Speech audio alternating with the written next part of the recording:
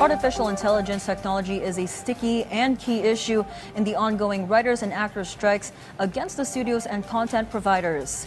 The writers and actors say the concessionaires the studios have offered to keep AI from taking over the jobs of the aforementioned strikers are not enough. Hence, the impasse remains, as VOA's Genia Dulo has more in this report. A controversial issue in the ongoing strike between Hollywood studios and the Writers and Screen Actors Guilds is artificial intelligence, or AI, the use of which has grown exponentially in TV and movie production over the past decade.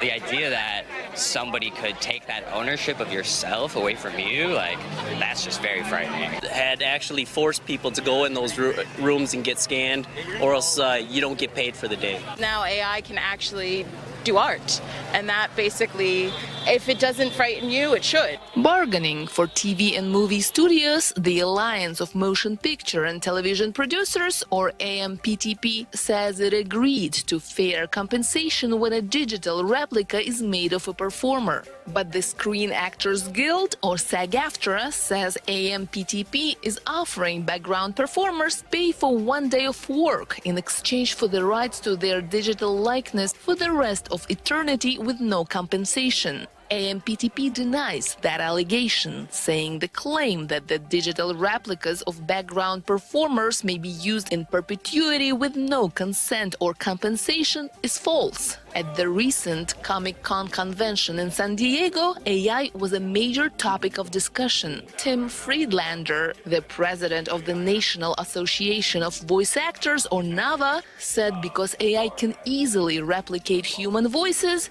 its members had been affected earlier than other industries. One actor found their voice taken and used in a promo that they never did, and another one worked for a company for 3 years, and for the 4th year, the company did not rehire them because they said, we have 3 years of your voice, we're just going to create an AI synthetic voice. American voice actress Cissy Jones says the most scary scenario for her if her voice was digitized and programmed to say things that she doesn't agree with. When it can be inflammatory content, whether it's racist, homophobic,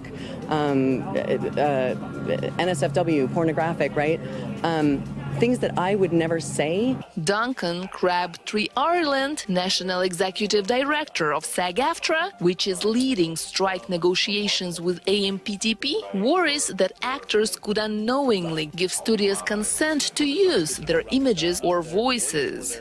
This idea that you can just bury a sentence somewhere in a huge contract that says, I give you the rights to use my digital replica in perpetuity throughout the universe in any technology for any purpose, that's not good enough, especially when you are creating something new using that person's identity. SAG-AFTRA negotiator and actor Zeke Elton says there should be laws that ensure performers give consent and are compensated. So what it would ask for is that any content that comes out of an AI machine that is not a human person be marked as such. It's the very first step, so that when we're looking at advertising or when we're looking at art, we realize, is this a machine doing it or is this real human art?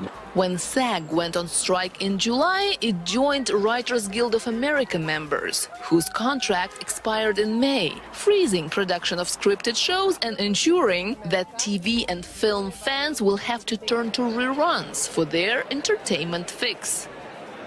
Genia Dulo for VOA News, San Diego.